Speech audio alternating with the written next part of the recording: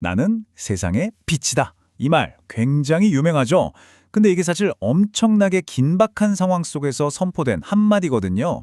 과연 이 선언이 어떤 깊은 의미를 담고 있는지 오늘 저랑 같이 한번 파헤쳐 보겠습니다. 자, 한번 상상해 보세요. 사람들이 막 모여 있는데 누군가 이렇게 소리칩니다. 선생님! 이 여자가 간음하다가 바로 그 현장에서 잡혔습니다. 와, 이 충격적인 고발 한마디로 한 사람의 목숨이 그야말로 경각에 달리게 된 거죠. 순식간에 분위기가 정말 험악해졌을 겁니다. 자, 이 빛이라는 선언을 제대로 이해하려면요. 이 빛이 어떤 어둠을 꿰뚫었는지부터 알아야 하거든요. 그래서 오늘 우리는 축제가 어떻게 중단되었는지, 그리고 진리의 빛, 용서의 빛, 인도의 빛은 각각 무엇인지, 마지막으로 빛을 따른다는 건 또 무슨 의미인지, 이렇게 5단계로 나눠서 한번 살펴보겠습니다. 네, 첫 번째 주제, 축제의 중단입니다. 부제가 빛의 축제에 들이운 어둠인데요. 참 아이러니하죠. 가장 기쁘고 밝아야 할 축제 한가운데서 정말 어두운 사건이 터진 겁니다.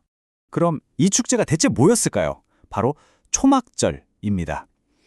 이 초막절은요, 이스라엘 백성이 40년 동안 광야에서 생활할 때 하나님이 어떻게 그들을 인도하고 먹여 살리셨는지를 기념하는, 뭐랄까, 유대인들에게는 정말 중요한 명절이었어요. 이 초막절에는 아주 중요한 2가지 핵심 의식이 있었는데요. 첫 번째는 물의 의식입니다. 제사장이 제단에 물을 부으면서 옛날에 사막에서 하나님이 바위에서 물을 주셨던 걸 기억하는 거죠. 그리고 2번째는 빛의 의식이에요. 성전뜰에 진짜 거대한 등불을 밝히는데 이게 밤에 이스라엘 백성을 인도했던 그 불기둥을 상징하는 겁니다. 그러니까 물과 빛, 이 2가지가 이야기의 아주 중요한 배경이 되는 거죠. 그런데 말이죠. 이렇게 모두가 하나님의 인도를 기념하고 축하하는 와중에 몇몇 종교 지도자들은 속으로 다른 콩콩이를 꾸미고 있었습니다. 바로 이 신성한 축제를 이용해서 예수를 함정에 빠뜨릴 계획을 세운 거죠. 자, 그들이 판 함정이 바로 이겁니다. 진짜 교묘하지 않나요? 한번 보세요. 만약 예수가 돌로 쳐라 라고 말하면 어떻게 될까요? 당시 사형 집행은 로마만 할 수 있었기 때문에 로마법을 어기게 되고요. 또 그가 늘 말하던 사랑과 용서의 메시지랑도 완전히 모순되죠. 그럼 반대로 용서해라 라고 하면요. 그건 또 모세의 율법을 어기는 게 돼서 스승으로서의 권위를 완전히 잃게 됩니다. 그야말로 이러지도 저러지도 못하는 완벽한 진퇴양난의 상황을 만들어 놓은 거예요. 자, 이제 2번째, 진리의 빛입니다. 내면의 어둠을 폭로하다. 여기서부터 이제 빛의 첫 번째 역할이 드러나는데요. 아주 흥미롭게도 이 빛은 고발당한 여인이 아니라 정반대로 고발을 하고 있는 사람들을 향하기 시작합니다. 바로 이 한마디입니다. 너희 중에 죄 없는 자가 먼저 돌로 치라. 와, 이 말은요, 그 여인을 향한 말이 아니었어요. 오히려 돌을 들고 서 있는 바로 그 사람들, 그들의 마음 한복판을 향해 쏘아진 한 줄기 강력한 빛과도 같았습니다. 이 말의 결과는 정말이지 극적이었습니다. 이 진리의 빛이 그들 각자의 위선을 환하게 비추니까요.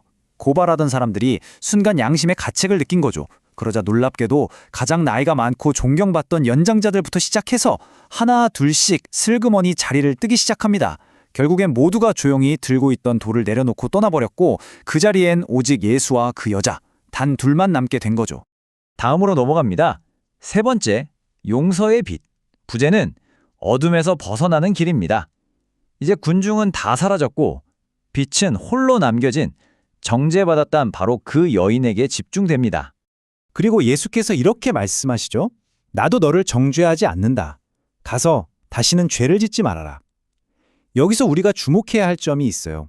이 빛의 목적이 단지 뭔가를 폭로하고 끝나는 게 아니라는 겁니다. 오히려 완전히 새로운 시작을 제안하고 있는 거죠. 한번 생각해 보세요. 보통 세상은 어떻죠? 우리의 과거, 우리가 저지른 실수를 가지고 딱지를 붙이고 정죄하잖아요. 하지만 여기서 말하는 이 빛은 완전히 다릅니다. 과거는 과거일 뿐 완전히 새로운 미래를, 깨끗한 새 출발의 기회를 주는 거죠. 자, 그리고 이제 4번째, 인도의 빛입니다. 부제는 앞으로 나아갈 길을 위한 빛이네요.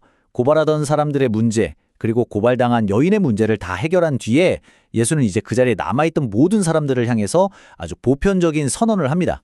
드디어 바로 그 핵심 선언이 나옵니다. 나는 세상의 빛이다. 나를 따르는 사람은 어둠 속에 다니지 않고 생명의 빛을 얻을 것이다. 여러분, 이 선언의 타이밍이 정말 기가 막힙니다.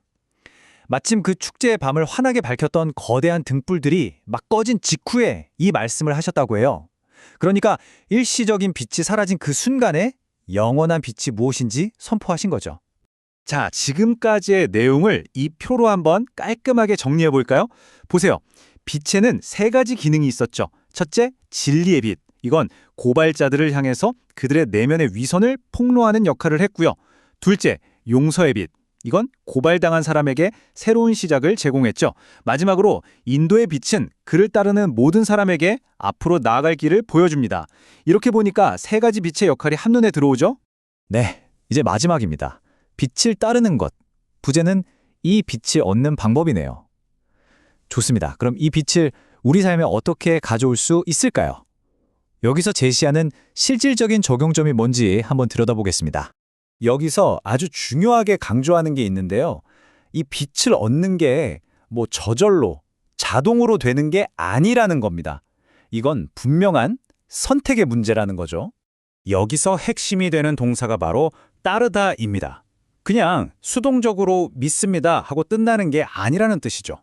따른다는 건 내 삶의 운전대를, 내 삶의 주도권을 나 자신에게서 빛으로 넘겨주는 아주 적극적인 행동을 의미합니다.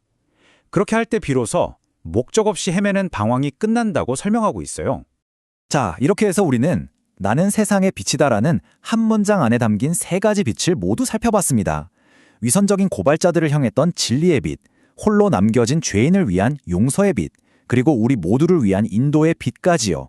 그럼 이 오래된 이야기가 오늘을 살아가는 우리에게 던지는 질문은 뭘까요? 바로 이겁니다. 당신이 어둠에 직면했을 때 당신에게는 어떤 빛이 필요하신가요?